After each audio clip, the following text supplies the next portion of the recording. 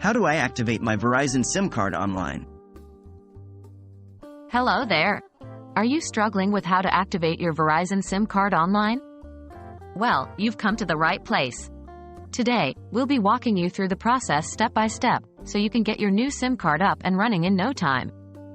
Remember, it's important to have your new Verizon SIM card and your device on hand before you begin. What will you need?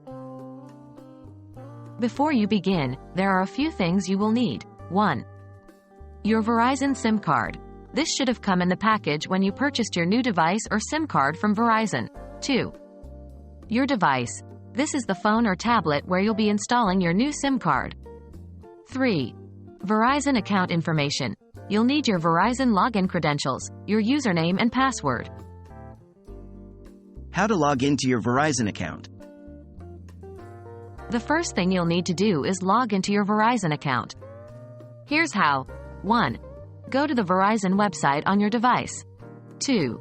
Look for the Sign In button, usually located at the top right corner of the page. 3. Click on it and enter your Verizon username and password. 4. Click on the Sign In button again to access your account. How to activate your SIM card? Now, we'll move on to the steps to activate your new SIM card. 1. Once you're logged into your Verizon account, navigate to the Activate or Switch Device section. 2.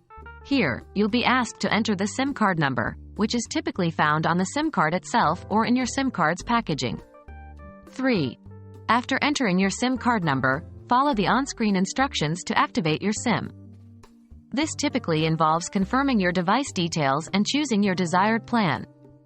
4. Once everything is filled out correctly, click on the Activate button to complete the process. And that's it.